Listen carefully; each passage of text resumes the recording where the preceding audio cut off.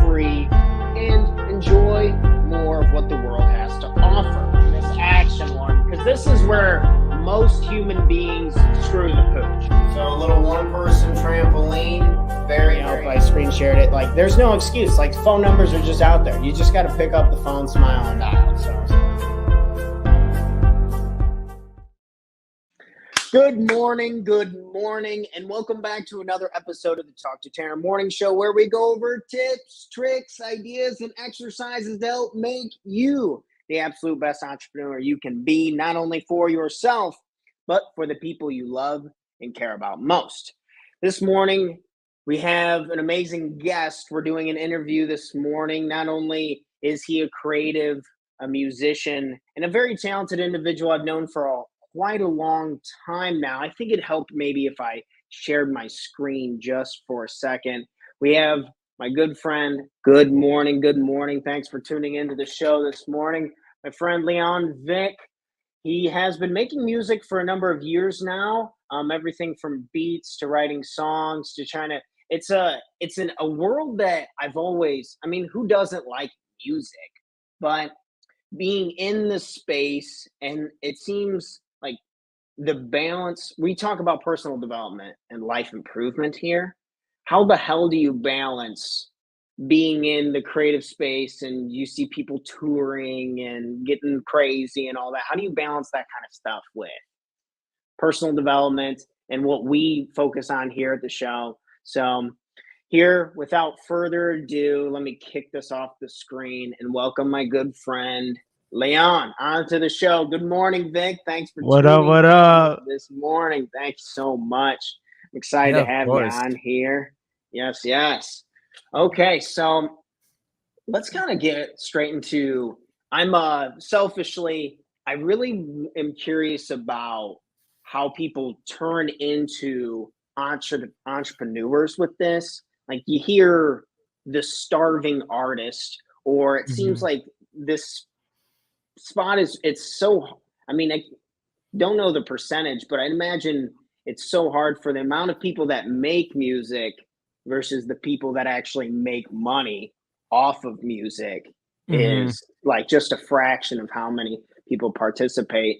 If you don't mind getting started, what got you into music, and kind of how have the ups and downs been so far? What got me into music? Yes. What's up with getting into music? I have always had an interest in it, to be completely honest. I don't know, man. I don't know if I have an answer for that. It's kind of just been all my life that I've been working on something creatively. I think it probably started in 6th grade when my parents forced me into orchestra.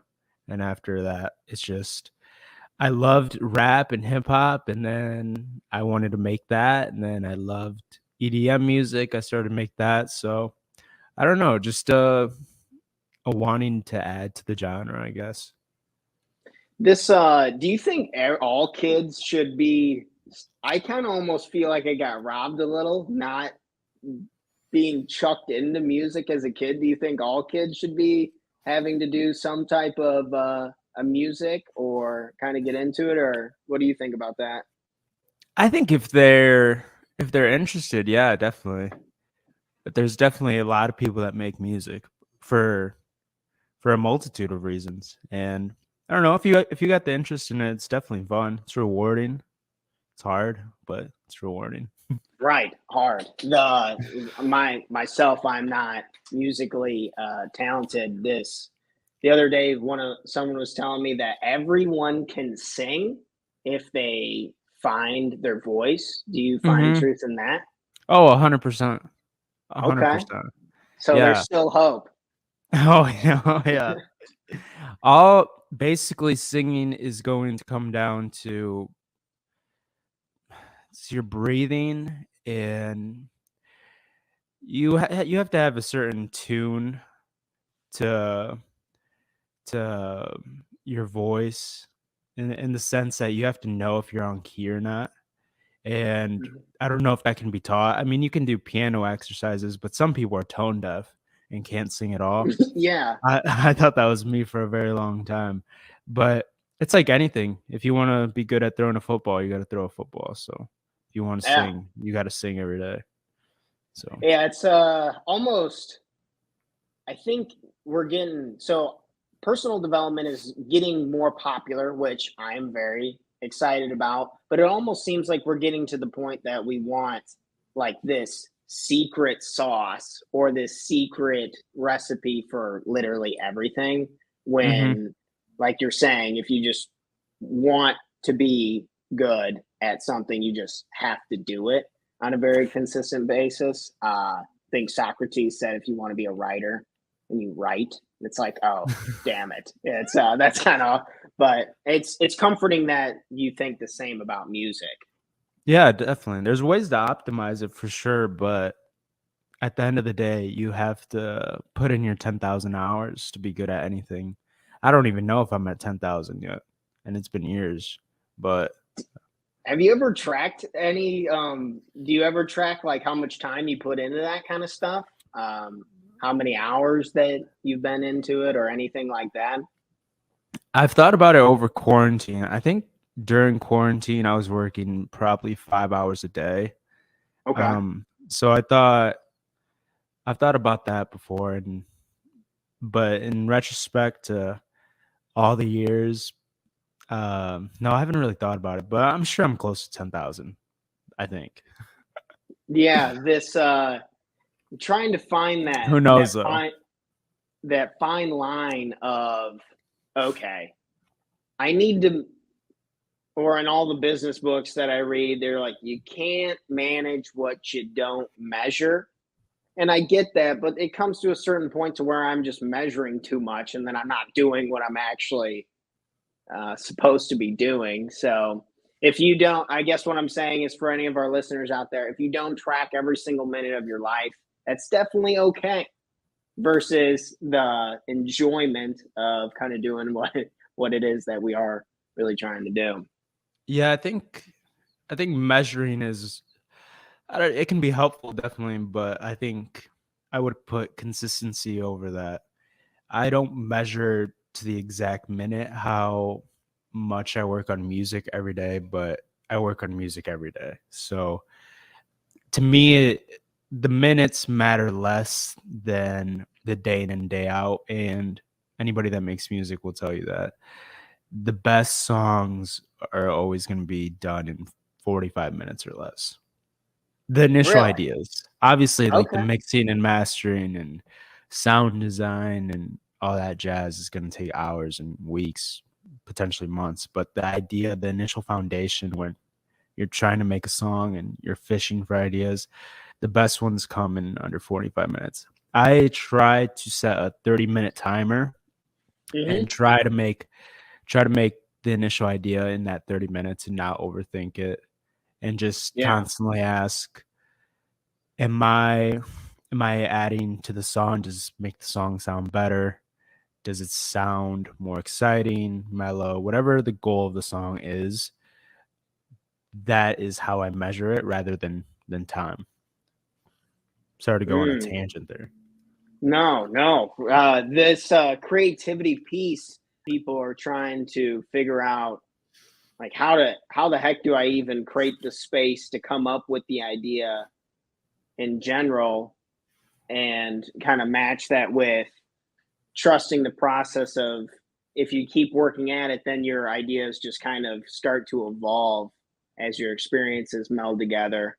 I remember you telling me one time that you like experiencing a lot in life, because that just gives you the opportunity to like blend stuff together and then like create like music Mhm. or create Yeah. something. You definitely have to have a foundation before.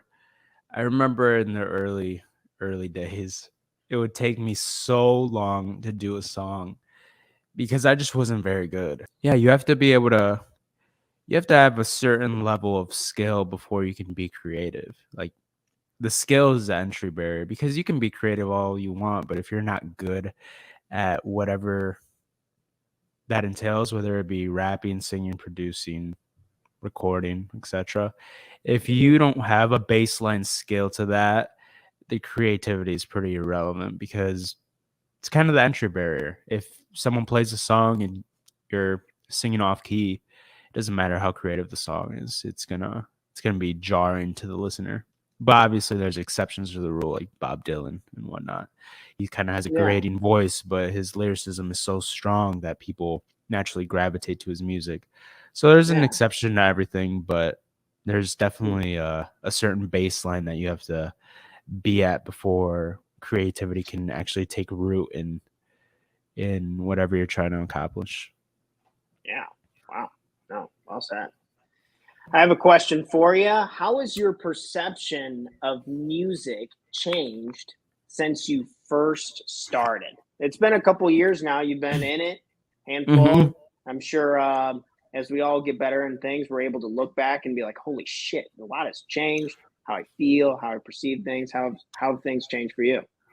As a listener, or is it someone as someone who makes music? I guess. As a I guess I want you to take from just your experience, like how you experience music, maybe start as a listener and then maybe speak a little bit on being a creative. But just first starting out as like just being a listener of music when you go to the club, when you are just working out or things like that. How has your perception of music changed, or has it at all? I think I pay attention a lot more to the actual production and the choices that people make in their Yeah. songs, and I it's kind of a blessing and a curse. You really start to notice little production details, or you notice, I don't know, I have a tough time swallowing some people's vocals. I'm like, how is that the choice? Like, you have this is going through so many hands. Like, you're a huge artist, and I don't know, the end product is sometimes disappointing, but at the end of the day, that's all subjective. And as someone who makes music, I used to really try to make music that I thought other people would sound cool, would think would be cool, excuse me. Yeah. But ironically, when I stopped doing that, my music got better. So Okay.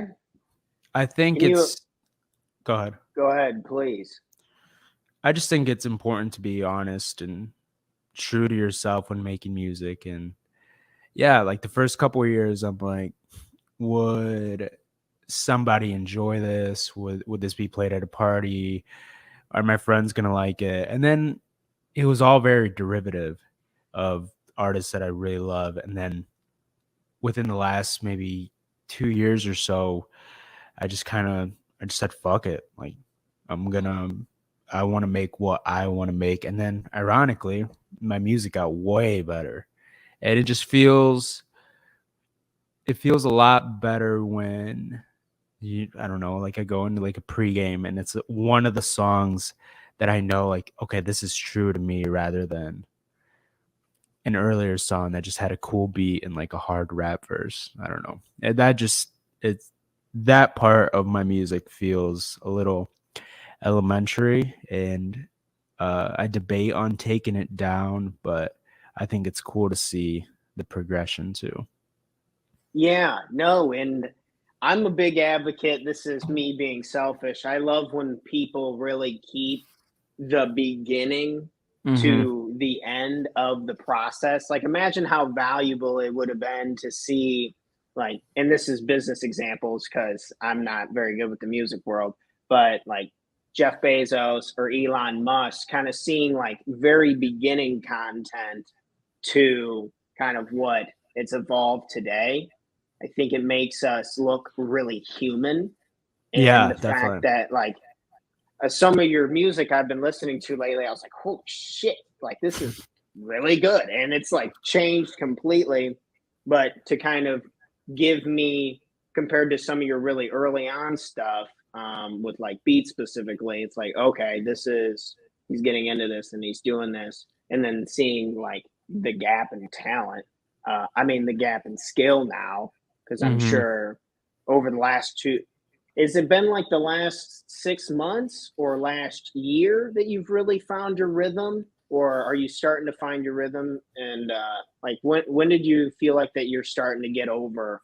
like the initial curve of getting into and making music?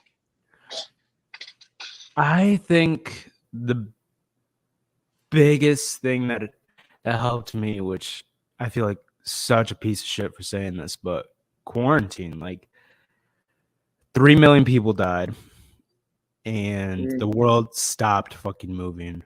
But for me, it was a complete blessing. And it allowed me to breathe and do nothing but make music and collect unemployment. Yeah. And it was just such a blessing to do that. And within those 2 years or year, however long we were in quarantine, I don't even remember. But I feel like prior to that, the music was still, I don't know, just very derivative. And maybe I didn't have a full grasp on what production truly means. And then being able to spend a whole year and just make music and push myself. And that's when I came out with my first project.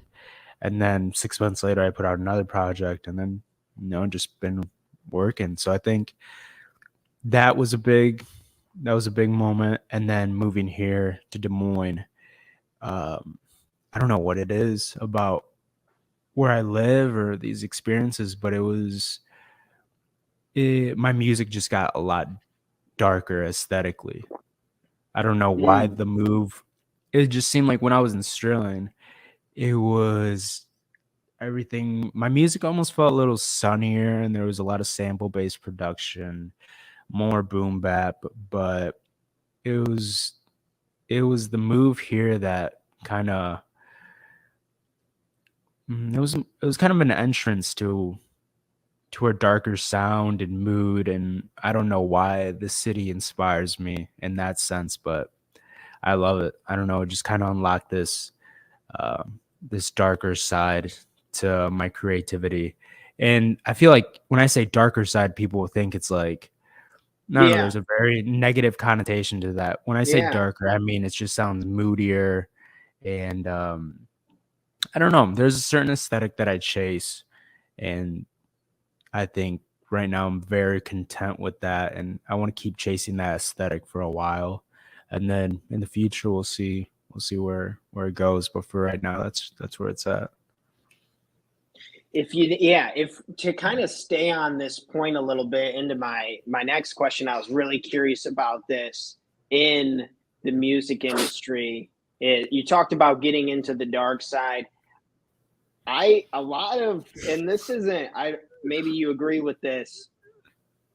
So many of the greatest pieces of music have been made when people's lives are not heading in like a very good direction health wise.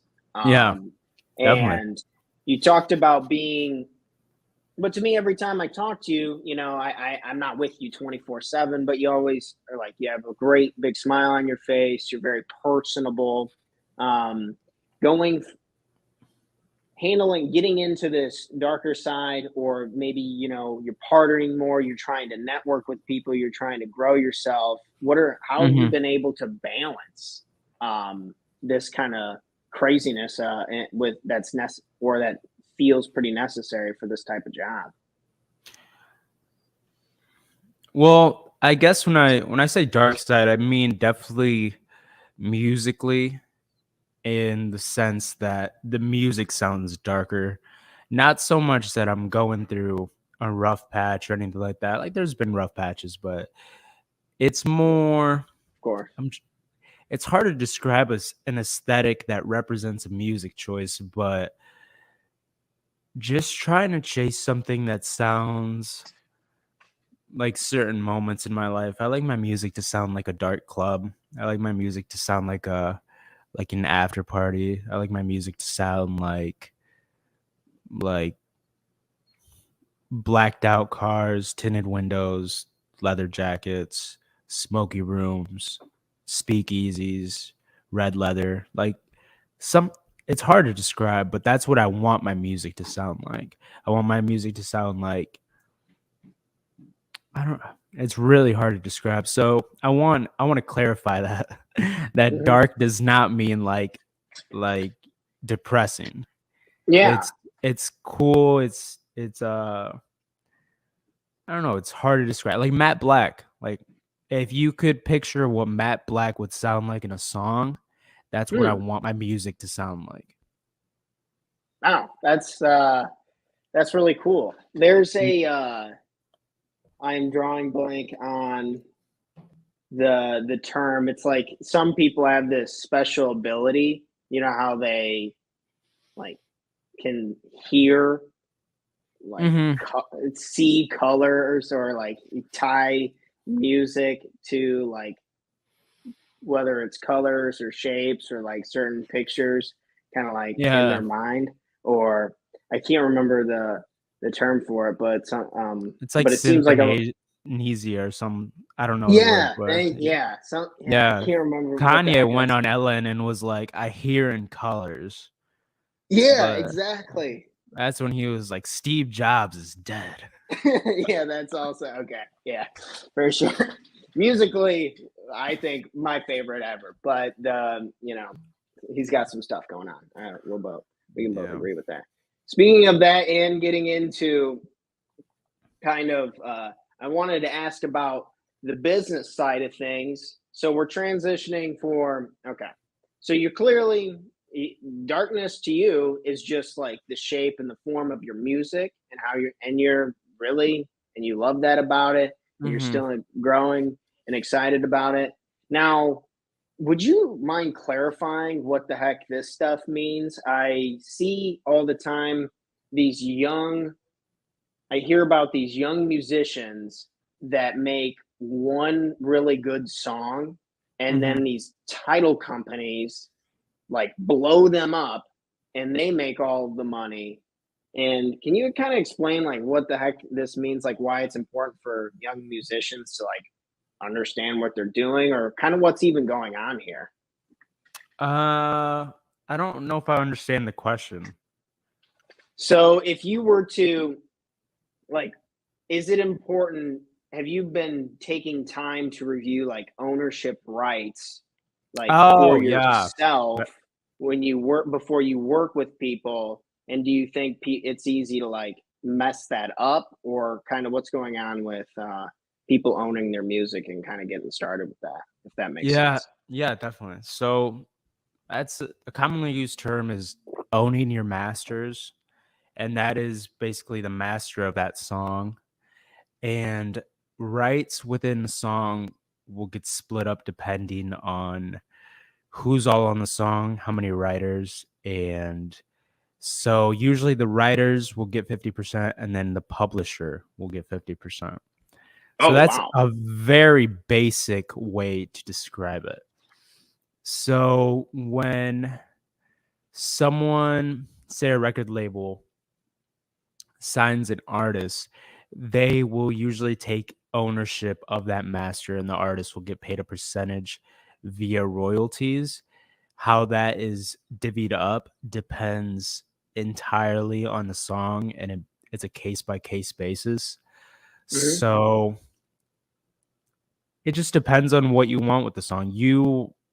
A lot of people sell their masters. You're seeing a lot of huge artists selling their entire catalog for hundreds of millions of dollars, and once you sell it, it's like you're selling a property. It's not yours anymore. You're not going to make money off it. So it just depends on what you want with the music, how much you care about it. A lot of people care about owning their masters.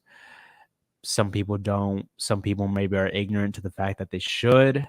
I don't know. It just depends. It's a very case by case basis, but it's writers, composers, and then your publisher. And then I'm sure there's other things that I'm missing, but it's definitely important to register your music. I actually did that yesterday. There's so many songs that I hadn't registered under my name. Yeah. And if you don't do that, you're just missing out on all the money that your music's making. If it is making money for you. So it's important to register your music. It's important to own your own masters, and also give credit if you use someone's fucking beat. Don't be a low life and release a song and then don't credit the beat maker on that, because that's just a shitty thing to do. What's so case by case basis? Mm-hmm. That makes a ton of sense. The lawyer answer. What is your ideal situation like for, say, if you make a song or an album, like what is your ideal situation of how you like own it and share it and kind of push it out to the public, if that line of logic makes sense? Yeah, ideally you own everything, so you get 100% of the revenue. But so that's the ideal answer. So obviously I'm my own writer, but I also publish through LV Music Group. So that's my publisher. So I'm a self-publisher and writer slash composer. So ideally, I make all the music and then publish it myself. So it's 100%. But sometimes I will use a sample and then you have to credit that writer. So, songs can be, by the time you have like 16 writers on a song, and then like you don't get you don't get much money out of that. Right. So ideally you make all the music. I think the truest example of that would be picking up a guitar or piano and then recording a chord progression, recording your own vocals, and then that's the song. Mhm. That's the truest example of how to keep 100% of your royalties, because you're the only writer on that and you're self-publishing. But, you know, sometimes you got to use other people's music, or sometimes you want to collab. Sometimes you want to have a feature and then they're included in that. So it just depends. It depends entirely on the song. This okay, that makes so much sense. If you are creating the components of this and then you're putting it together, how the heck did you learn how to do that? You just kind of learned just kind of through trial and error of the publishing process and the crediting other people. Like how did, Mhm. like where do you, did you just Google it? Like how does one figure out how You to do this? YouTube University, baby. YouTube University. Make sure to go subscribe to Leon Vic on YouTube. We got to get this man over 1,000 subs. Link will be in the description. Um, yes, please. I'm like 70 away, I think, but something like that. But yeah, I just Googled that because you have to distribute. So if you want your songs on a streaming service, you have to go through a distributor, which is basically a company that uploads to these stores, and you pay a yearly fee or whatever, and they collect your royalties for you. Okay. There's a ton of different royalties that each song will collect depending on how that song is used. So there's streaming royalties, there's performance royalties, there's mechanical royalties, and I could go into detail about each type of royalty, but Mm-hmm. it gets very nuanced depending on how the song is used. But yeah, I just Googled, I'm like, how do I get my song on Spotify? And that naturally went into royalties. And then you watch another video and it's like, okay, you got to go to ASCAP. It's ASKAP. Interesting Okay. name. Yeah, that's not how I thought you were going to spell it, but yeah, that's funny. um, and then it just kind of walks you through how to credit your writers, your composers, and then publishing, and they do a good job with their frequently asked questions. So just YouTube. Okay. Hey, well, encouraging anyone out there. There's a ton of things that I have been using for YouTube University that is life saving, game changing. It's incredible, kind of the information that's out there, just kind of being in the mindset and motivated to take action on that. Leon, I wanted to ask you about, okay, working with other people. You're like, all right, there are going to be 16 writers on Mm-hmm. this song. Talk to me about collaboration. Are you like a solo, like lock it down? Let's only me in the room. I can make my music best this way, or are you like I want partners and people to work with to kind of make the music? What's kind of your style and experience with collaboration? I would be lying if I said that I collaborate a lot, because I don't. I don't really. I hardly ever work from scratch with somebody else. What I will do is I will take people's samples from sample websites and then manipulate those into whatever the song will ask for. But so in that sense, I'm collaborating, but I don't think I've ever had somebody in this room and be like, okay, we're gonna make a song today. I I don't. I'm open to it, but I don't know. There hasn't been a desire to do that yet. I don't know. I So like you don't having. want Go ahead. the want is not as so I guess what I'm asking is like, do you want to do more of that, or do you kind of like how you're doing it now, or I think it depends on the artist. I would love to work with some singers and build a house song.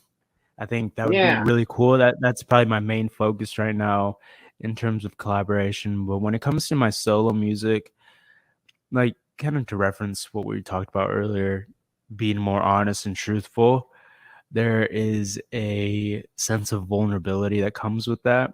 So I just don't know anybody that I'm comfortable enough with having here and for the whole recording process. And hopefully one day I can meet somebody that's an open-minded producer that is trying to make a cool record with me, but I don't want right now. I don't really see the need for that. Speaking of, okay, we need this singers.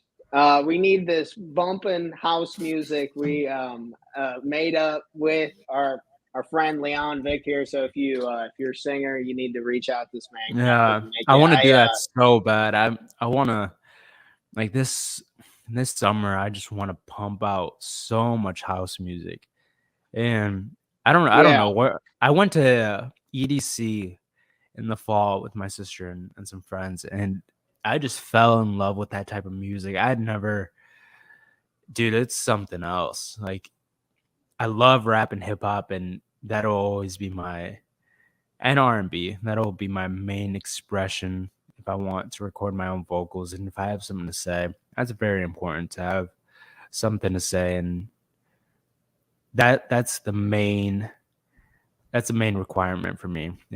Are you saying anything interesting with the song? And if I'm not, I usually don't release it. So most of maybe that is a hindrance to some extent, but this summer I just want to make a ton of house music. I have some cool ones lined up, but that's gonna be a big focus this summer. Yeah, I'm excited. I like the big energy. We man. So with house music comes, in my experience, some wild festivities. Usually, some interesting folk Yeah, combining oh yeah. the the power of the people coming together to have some fun. If you wouldn't mind, There's some eclectic folks out there for sure. if you wouldn't mind sharing what a story while you were like working, going to one of these festivals, like DJing or something like that. Has anything come to mind that you wouldn't mind sharing with our fans and folks here today? I will. I don't want to like talk bad on anybody or like make Yeah. somebody out to like be the focal of the story, but I just feel like that type of genre definitely leads to some human expression via the form of how do I put this? The shackles of society come loose when you're in a dark club. I don't know. That's all I'll say. So But is there a particular experience or something that comes up I think that makes you say that? I just think the way the music makes people move is an instant energy booster. Last night, went out for a drink, but we came back here, and it was actually a pretty cool experience. I hadn't done this uh, ever really, but it was just friends, and I had this all set up, my whole production, and I had Yeah. it, and I just played a house beat, and it was the first time that I've actually. It wasn't DJing, it was actually making the song, but performing it off of this in front of Mhm. people, and it's just so different playing a rap song, which I absolutely love, but you play that and then you're actually listening to the lyrics. That's the biggest thing in my opinion. And the beat doesn't lend itself so much to that groove that house music has. So playing that within a space where I don't know, where I could showcase a song in that manner. I hadn't done that before, and that was a very cool experience. And it's just you just want to move when you hear house music. It's just something about it. You just want to vibe out. That's being able to move, to have fun. I mean, this is what music's all about. This I gotta ask, and so psychedelics have become really more popularized. I think there's hundreds of case studies out there with veterans experiencing extreme trauma, PTSD, and getting some relief within psychedelics. I think there's also, besides people just personal traumas outside of the military community. And I think there's more that we're learning, but the science isn't quite there yet. And some of this stuff is pretty crazy, folks. Whether it's MDMA or gosh, what are some of the more popular ones in like the music world? If you're comfortable talking about this, that do people lean on this to make music a lot or to experience a fun time? Like what's going on in this world that people are I psychedelics wise? I could not make music on psychedelics. Zero chance. Zero chance I could make music, but it does provide a different perspective. Like you hear the music way differently. And I've had a lot of realizations about my music through psychedelics and just having, for lack of a better term, like your third eye open. And it allows for some, in my case, it allows myself to be objective with the music because there's a bit of dissociation with it. But for me, making music, I absolutely could not make any on psychedelics, but I do enjoy caffeine, nicotine, Mhm. and weed. Those three are great for making music. The other psychedelics are just so I don't know. I just I just like can't move sometimes. Right, like it's some strong stuff. Yeah. yeah, it doesn't lend itself well to productivity but that's a personal choice too. Some people might be able to do it. I've never been able to. I love listening to my own music when I've done psychedelics in the past, but anytime that I try to make something, it doesn't come out well. But if you're mixing or if you're listening to a final session of an album that you just made, it can really give a perspective where maybe for me, sorry to go on a tangent, but it's almost like in a certain songs there will be mixing choices that are very tedious, and especially in the mastering stage. I suck at mastering my own music, but there's things that I would just put off in the back of my head, like, okay, we got to do this. And if you take psychedelics, it kind of removes that hindrance that you have mentally and allows you to really dive into the nitty gritty. It's like you said, psychedelics have been used for veterans and trauma and all that, and it's because they will show you what you're running away from. Oh, sorry. Damn. Facts. So for me, if I don't like a vocal take and I'm just putting it off because I think it's good enough, and in the past I've taken psychedelics and it shows me it's like, this sucks, you need to redo it. But I think it's incredibly helpful for trauma and dealing with the issues that you don't want to deal with, and sometimes you need a helping hand. And I've definitely had experiences where I've taken it and it's just like a complete either revelation or breakdown or purging of negative energy. But I also don't think it's for everybody. Some people are Yeah. very I just don't think some people are very mentally strong, and those things can take you for a ride, and they can change you and give you anxiety, and you can even you can go through your own sense of trauma throughout a trip. And if you're not ready for that, if you're not ready to face something deep down, and you think you're going to take psychedelics and look at the sky and it's going to move, and oh my god, the sun looks so pretty, and then suddenly you think, oh my god, why did I say that to my mom 6 months ago? And then it's like, oh boy. It's just, so I definitely don't condone it in a casual way. I think that's a huge mistake people make, is you will be shown whatever you don't want to be shown. It's not to me, it's not a recreational drug. It's medicine. I only do it when I feel that my mental needs cleansing, when I feel that my soul needs to be open to whatever might be out there. But I would never recommend it to just take it for whatever reason. I always do it with a purpose, controlled environment, and I always write down what I want out of it.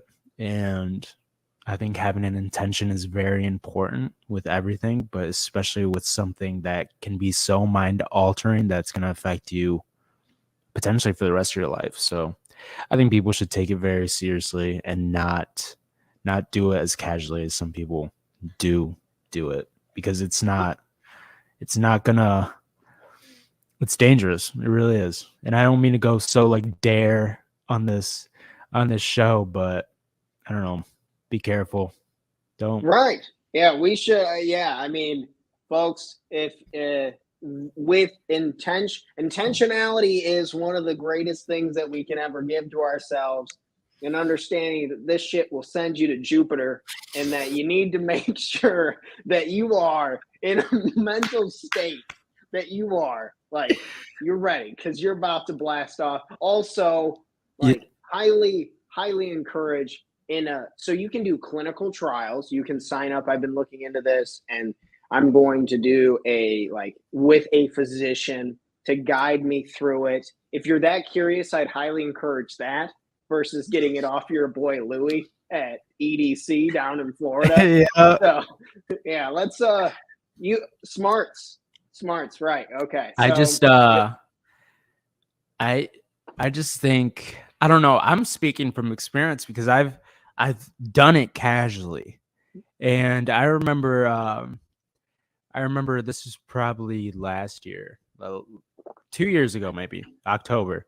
I don't know, but I took shrooms, and I was washing my dishes, and I thought, out of nowhere, I thought about something that I said to my dad 4 years ago when I was very rude to him. And I broke down like I haven't broken down in a very, very long time. Probably like when you're like young, like you have like those cries where it's like It's like from your fucking soul. And Yeah. I'm like, what the fuck? Because I was like trying to I don't know. It's very important. So if you don't want to face something, if there's something that you're hiding from yourself, do not take them unless you're ready to face it. That's the number one thing that you should take into account. But don't do it after a breakup. Don't do it when you're between jobs. Don't do it before a big test. Don't do it anytime you have stress. But if you just left a shitty job, like when I left a previous job in the past, I left a really shitty job and I got hired at a way better job. This was years ago. And I took shrooms after I got rid of that job. And I remember collapsing to the floor, laughing my ass off because I was so happy I wasn't in a toxic environment anymore. And I kept thinking about all the people that were still stuck there. And I'm like, it was just one of the happiest moments I've ever had to leave a toxic situation and have the clear-mindedness to realize it was the right choice. So if you ever want to do it when you're clean, clear, level-headed, good with yourself, good with your God, good with whatever the fuck you want to be good with. But don't do it when you're stressed out because you're gonna see some things within yourself. Yeah. This no, it's kind of wild that we're in a space now to where we are talking about it, and I think people getting educated on the availability of it and also the caution of it. Just to give preface, I haven't done this stuff in a couple years now, and now I'm kind of looking into more of like a clinical trial type of thing. So really take the time to do your homework on your own situation and what works for you. So I'm a big proponent that like the number one goal seems all the time for me is just trying to enjoy myself more, and as kind of not getting too caught up in things. I really wanted to ask you today, like, what is your number one goal right now? If you wouldn't mind sharing that, and kind of what are some details around that has you excited? In terms of music? It's it can be whatever you want it to be, really. Health, wealth, relationships, career. Is there any one goal that kind of stands out above the rest? Well, music wise, I told myself at the start of the year I would release a song every month. So far I have.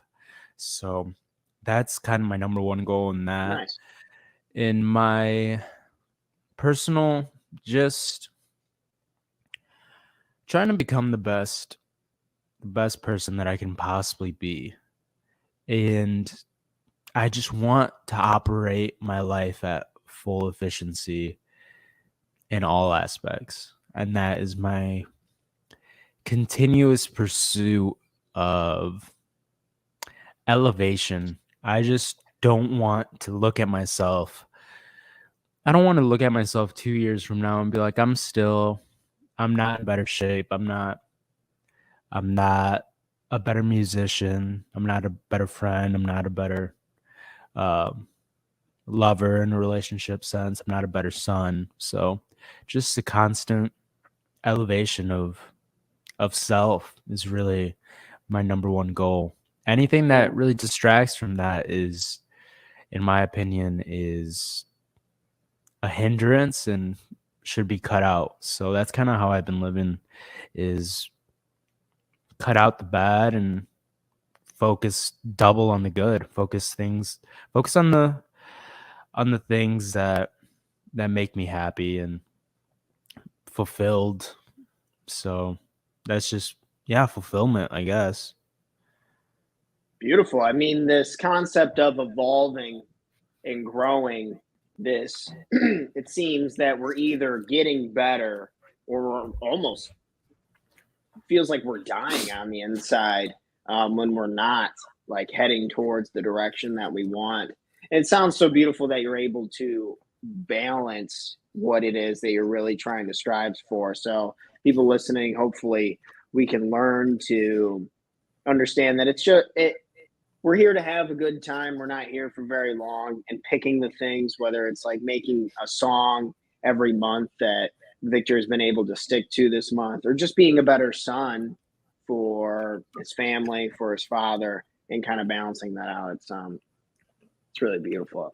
Thanks for sharing that. What is your biggest challenge right now? What would you say is your biggest challenge right now? Trying to come up with an electronic song that doesn't sound derivative and used. So a lot of the electronic music that I keep going back to it because my personal music, the ones that I write lyrics to, so I have to make a distinction. So there's the dark R&B hip hop stuff that I do, that I record my own vocals to, but then there's house music that I love to make, tech house or techno, or depending on the day, really. Yeah. But with that, I love the challenge of making something that sounds fresh in that genre. And I've been listening to so many artists, taking so much inspiration from new age tech house artists. And I just want to make something that adds to the genre and sounds fresh and cool and doesn't sound like something that's been made 1,000 times over, which is, in my experience, it's pretty difficult so far to do that. What'd you say? No, yeah. I mean, it seems like everything it's really hard to be innovative now. Yeah, I find it's so easy to be innovative with dark R&B trap stuff. Like the music that's gonna come out this year is just, in my opinion, it's so dope, and it's really dark and has that vibe that I referenced to earlier. So for some reason, when it comes to house music, maybe I haven't been making enough, but it's definitely difficult to come up with something that is impressive. So gonna keep working at it. So that's my biggest challenge right now, to not come off as,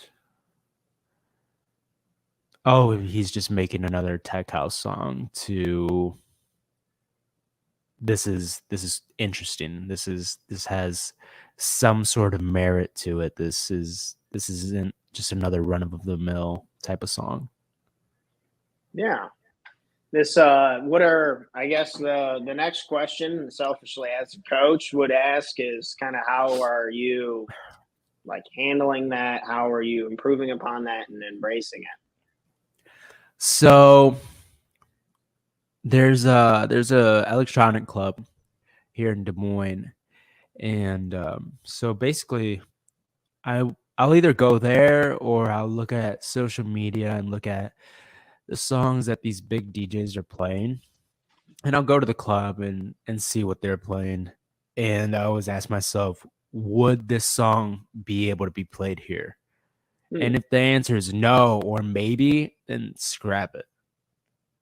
Wow. Okay. So because I don't really have much of a personal connection to my house songs, as I don't know how that sounds now that I say it, but I have a difficulty scrapping the songs that I write lyrics to and vocals to, just because they're more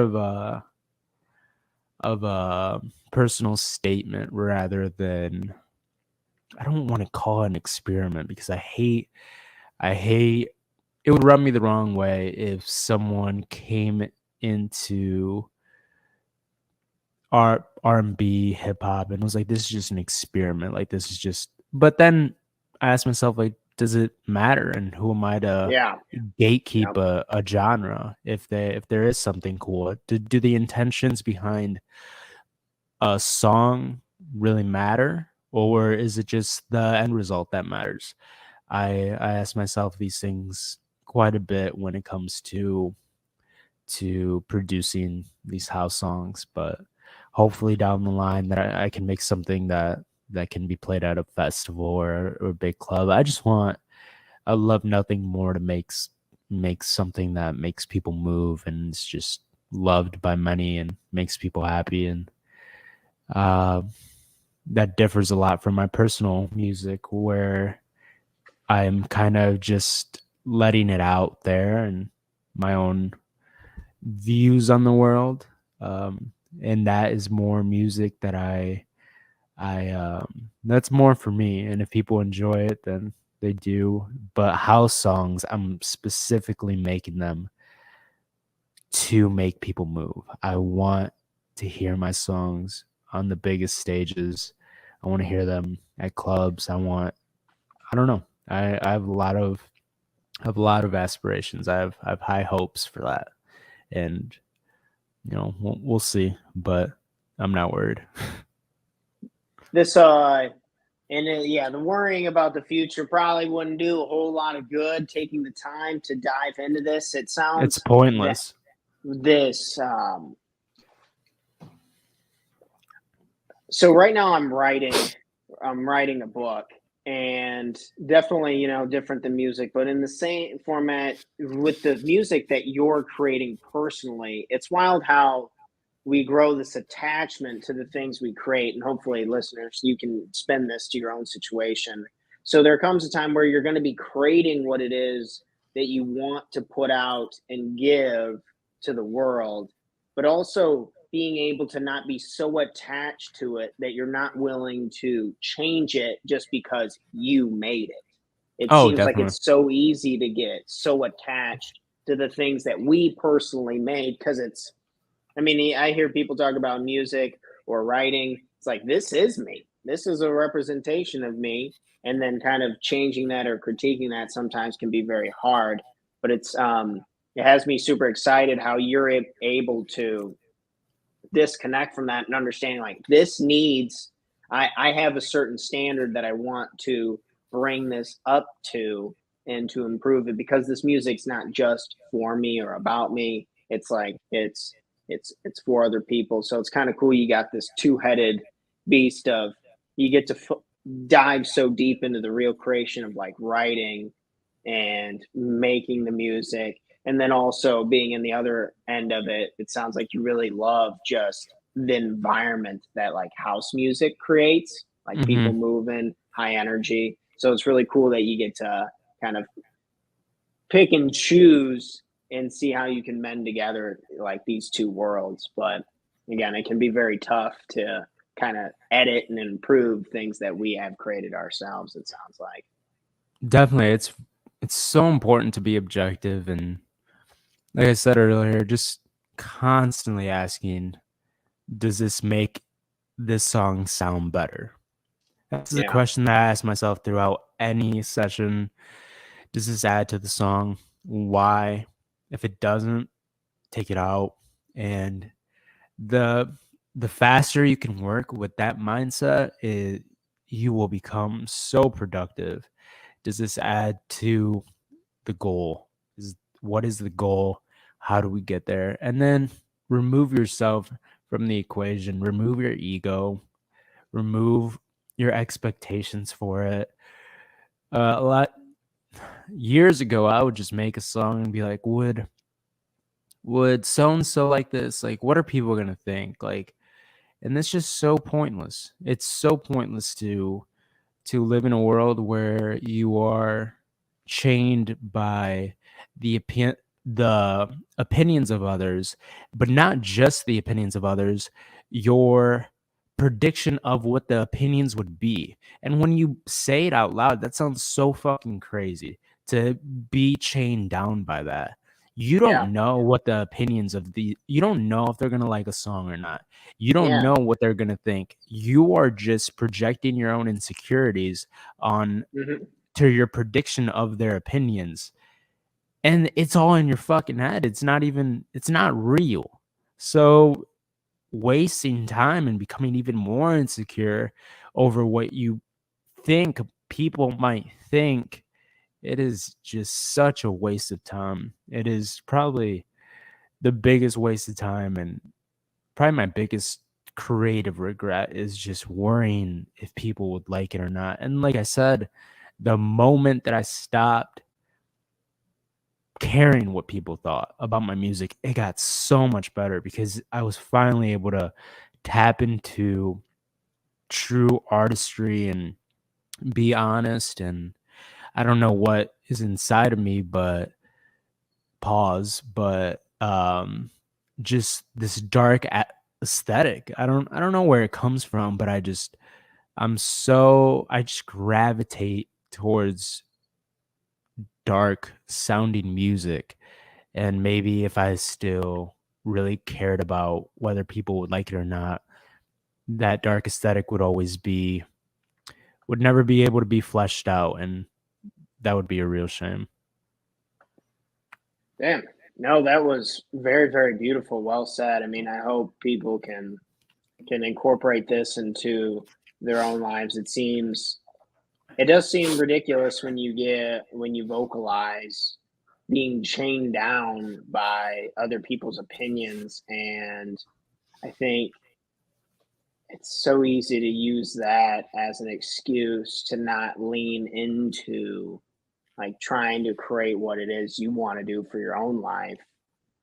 Like people rather not live their dreams to avoid like friction or possible embarrassment of not being amazing at something right off the bat, which turns out nobody's really good at anything right off the bat. Yeah. This whole like natural talent thing, I used to think like, oh yeah, I mean, he only makes so many sales because he's naturally talented. And then you find out it's like, oh, he's been doing this for 30 years.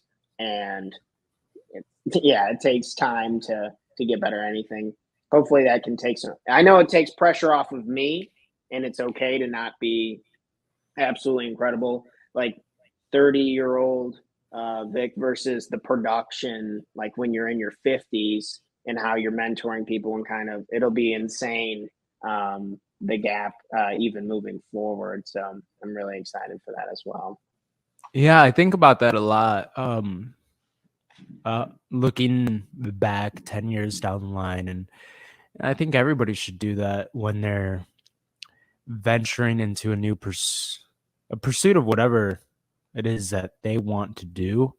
But that is a big piece of motivation for me, is to think about what I will feel like in 10 years if I just don't stop. And it's like, if you just don't stop at something, you're going to get so good at it, and you will constantly impress yourself. And when you spend time honing a skill, you spend time with yourself. So not only are you becoming more skillful at whatever it is you're doing, but you're also learning a lot about yourself. And if you're going to know anything in this world, you got to know yourself. Damn. This, I mean, Vic's been dropping absolute knowledge bombs throughout our episode. If you had to kind of select like one piece of advice that you would give yourself if you had to start over, if you had to completely start over, what's the one piece of advice that you would want to give yourself? Be true to yourself. Stop restricting yourself based on your perception of things. Be more objective. So just remain true to yourself. Everybody knows what their truth is. Everybody knows what they want, but you have to have the courage to make an effort towards it. And if you're never true to yourself, you're just, I don't know, man. I can't imagine living like that. I know so many people that are just shackled by their family or friends or some social status they have to keep up or whatever it may be. And I think people would be happier if they were just true to themselves and honest. Just be honest with yourself about what you want And then when you know that, it's a lot easier to create a plan that will lead you to that. It's not saying that it's easy, but if you're constantly lying to yourself, what's the point of anything? Dang. Yeah. This truth, this honesty, it can be just what we need. And it's probably gonna be a little bit painful if I think there's a lot of people who don't know what it is they exactly want to do. And I do want to preface that that's okay. And we can find peace in that, that what you liked when you were 5, you didn't like when you were 15, and vice versa. When you're 15, you're not going to like when you're 25. So giving ourselves some compassion and just being open and curious about like what they're saying, just take the time to figure out what it is that you do want, and being honest about what you want and not what other people want, hopefully can really help, like you're saying, just make a real plan easier, make it possible. Because if you, without having even a general idea or a target to aim at, it can be really easy to feel lost, I feel like. Definitely. And that's such an epidemic lately. I feel just this feeling that people are lost or don't know what to do with themselves. And I don't know, maybe being honest with yourself, people can find their way, their path, find out what they want to do. And not everybody has to have some crazy goal or Yeah. I don't know. Like I just you can do anything, be anything you want to be, but be true to yourself and don't don't let anything hold you back from reaching that place of honesty. I just don't. It won't be worth it to live life like that. Trust me, because I did it for a while. And it's just feels so free now. This, I like how you said it is, I believe, an epidemic. And of course, this, it almost feels as if everyone is looking for this special golden key that fits this perfect special lock that they can unlock to open up like their purpose. Like, once I find the key, then my life will be happy. Once I Hmm. get this in place, then I can give myself permission. Versus that's just, the timing's never going to be perfect. And there's Never. never going to be the one special key. You're going to have to almost be like the blacksmith, or however that you would, a key tailor, whatever that would be. You got to make it, and Yeah. then you can form it over time to what it is that you want, versus this conception of, oh, I have to pick the perfect job, I have to pick the perfect environment, I have to pick the perfect partner in order to give myself a chance to be happy. But if you don't give yourself permission today, it seems that you would just miss the opportunities that come along to make it possible, because you're dwelling in a lot of pain, thinking that it has to be this specific thing, when, um, I don't believe that to be true at all. But Definitely. Also, if you build up this perception of perfection in, like you said, relationships or jobs or whatever it may be, and you hold out to it, it's just the old saying, the grass isn't always greener. And you might be surprised that what you thought was perfect is actually not, and what you had previously was better in some way. And yeah, this chasing of perfection, I did that for so long. I would take so long to release music. I would take like 5 months between one song. And again, that's partly because I was worse at making music back then, so it would take me longer, but also because I ca- and so this kind of ties in with being honest with yourself. I knew I was honest with myself, so I knew that I couldn't provide the output and the quality that I wanted to. So it had to take months in between songs. But now nowadays I've gotten so used to releasing music and optimizing and streamlining my production process that it's allowing me to release a song every month. So, and I owe that all to just being honest with myself. And once you do reach a point of where you can provide the quality that you seek and not so much perfection, kind of drawing a distinction between perfection and, okay, this is good enough, and not good enough in the sense of like, oh, good enough, in the sense like I have a standard, and it's a few notches above the standard, and it's better than my previous release. So let's go with it. So I don't know how this ties into the question, and I'm sorry to go on another tangent, but No, please. No, I this is just what this is for. This is great stuff.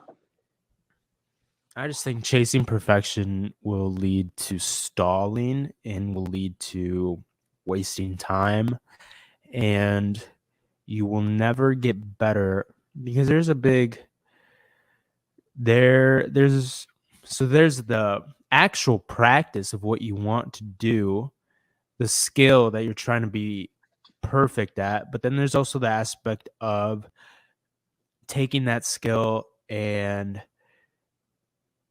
translating that to an audience. I'm solely speaking to releasing music. So if the chase of perfection, you have to pair that with a consistent output. If you want any success, you have to be consistently putting out songs. So if you are paralyzed by perfection, when you don't even know what perfection really is, your perfection, you won't progress in this other really, really important side of things. So it's pairing the two, and I mean, it all comes down. It's like perfection comes easier when you're better, and you become better by putting in the time. And if you want to be better, just put in the time, and then by the time you know it, you will feel a lot more confident in yourself.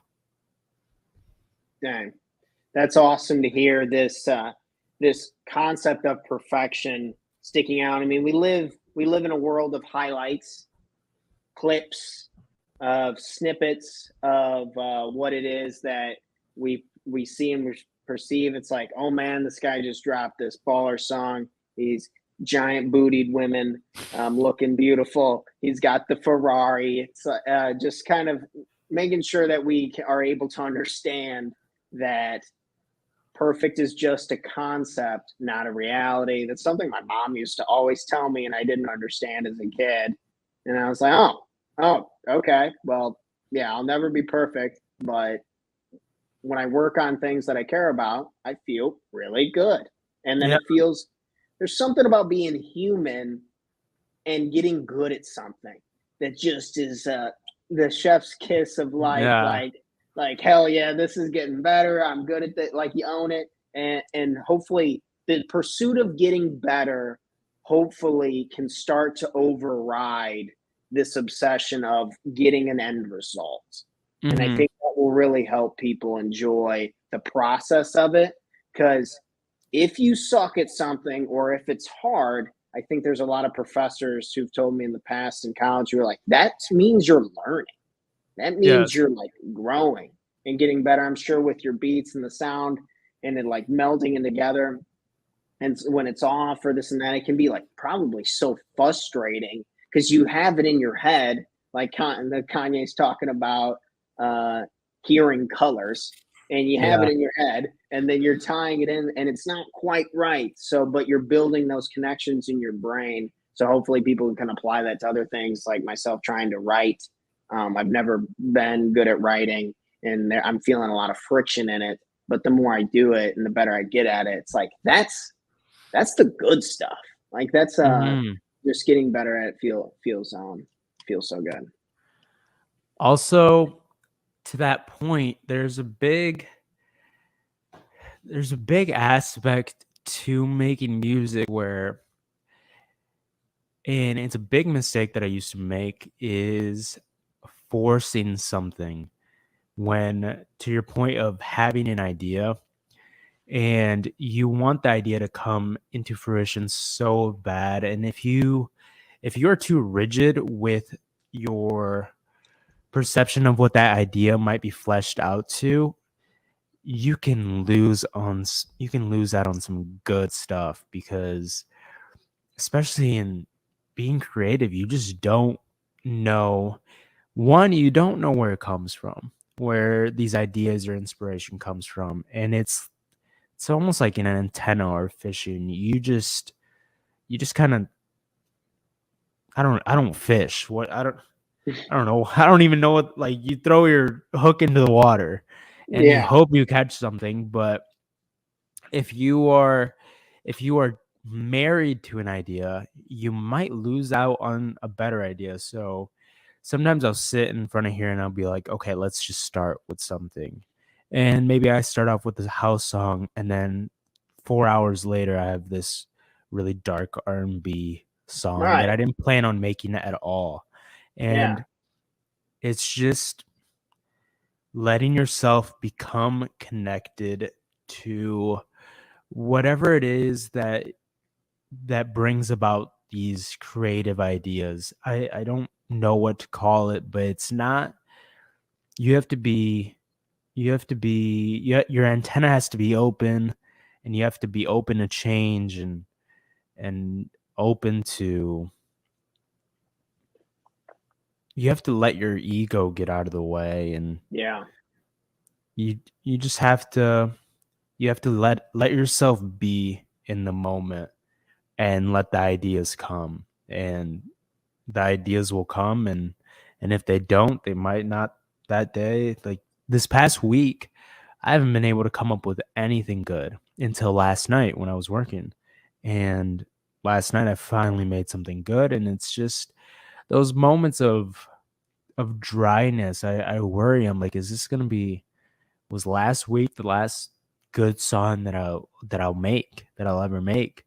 And then, you hammer it out for a couple of days, and it's really tough, and it's really frustrating to not come up with anything good. But then on the fifth day, you get it again, and then you're kind of in the flow of things. And a lot of that can be affected with societal reasons, biological reasons, your sleep, how your boss treated you that day. It just, there's a lot of sensitivity when it comes to being creative, and not sensitivity in the sense that you are sensitive to what people might say or anything like that, but your creative antenna has to be very sensitive to changes, and allowing yourself to be guided by the river of creativity, rather than trying to swim upstream to an idea that might not be the best idea.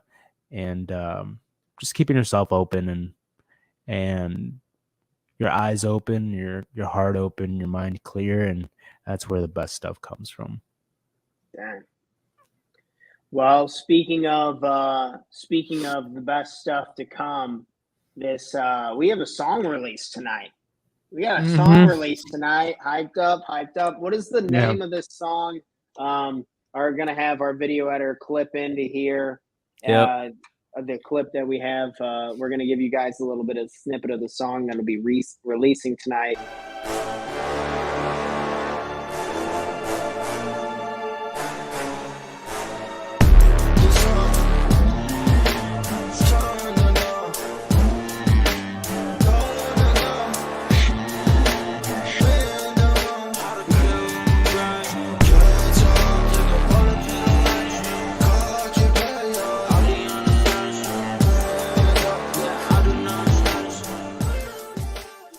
What can you tell us about this? What's up? It's called Hard to Kill.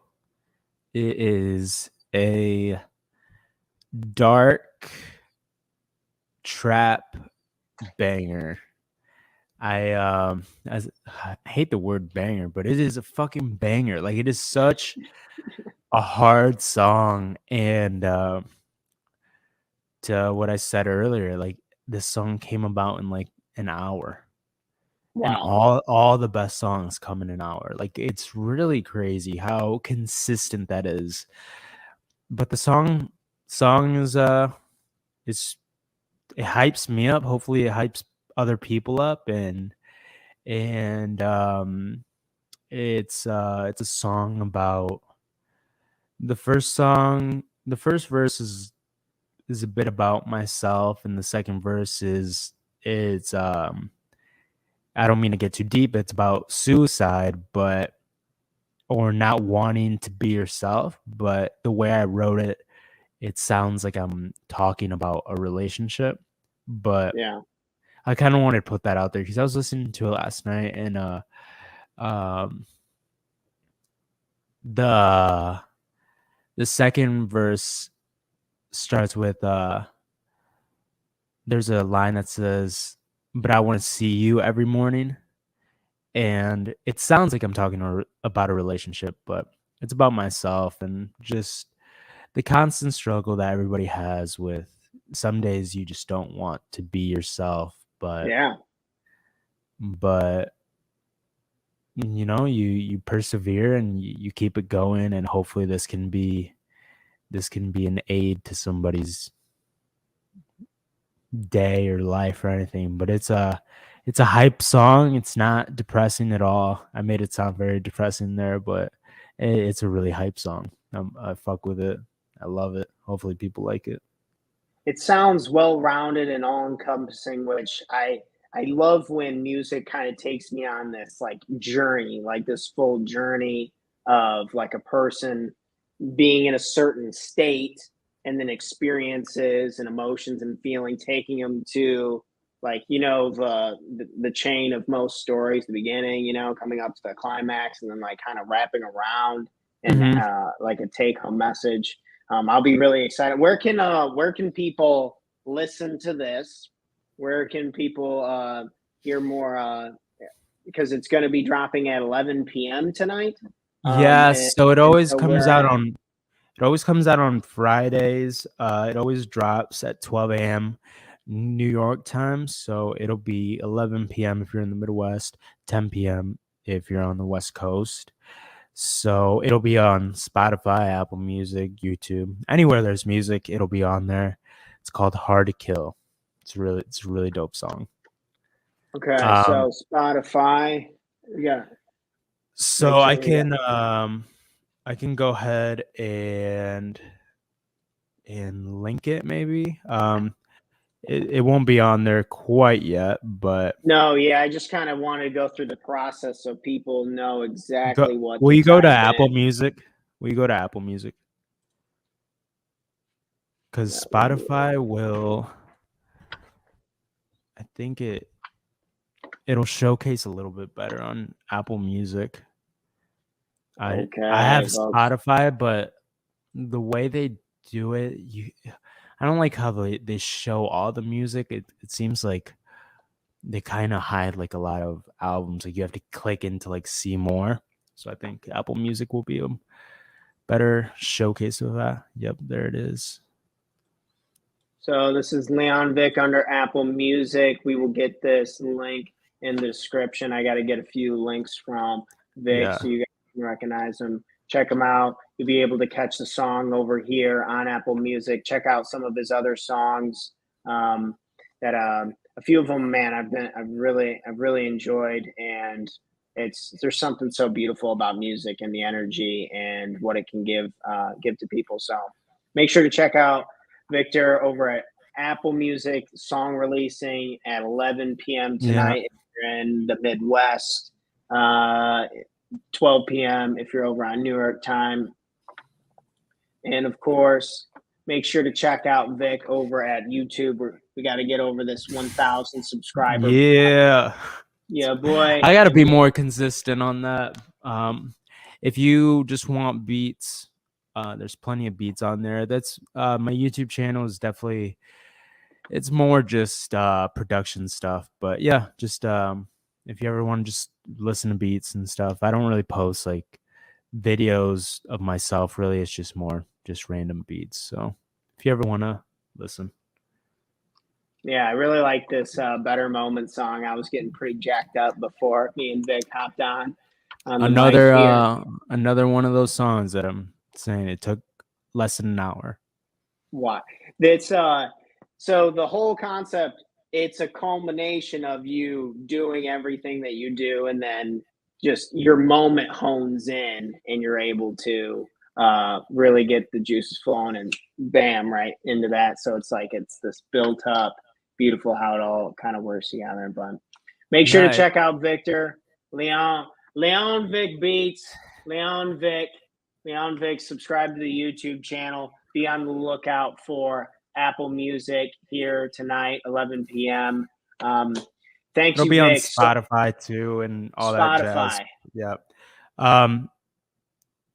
Yep, it'll be on there. It'll be on Google Music, YouTube Music. It'll be on everything. So, yep. Okay. Well, my friend, thank you so much for coming on to the show. Thank you, dude. This is fun. Yeah. I hope I didn't sound like an idiot. I'm a little. No, that's all right. I'm gonna kick tired. you off real quick, and then I'm gonna do my outro, and I'll be bringing you back. LEONVIC, everyone. Thank you again, my friend. Well, guys, I hope that was really helpful. Song release tonight. We got to cover a pretty wide range of stuff today. We talked about everything from personal development, title companies, like kind of how you're working, you're collaborating with people, the solo side of things. We jumped into some psychedelics, understanding setting yourself up for success, or just, being very mindful of what's going on with that. The music industry is absolutely wild. It's a beautiful space. I think we all can love and appreciate music. I know I do. So I'm learning from the people who work in with it, but that's all we had for today. Thank you so much for tuning into this episode. And make sure to check out our next episode, which will be tuned in 7 a.m. live Friday morning with another show topic about tips, tricks, and ideas to help make you the best entrepreneur you can be. Thanks again, friends. I'll see you on the next episode. 7 a.m.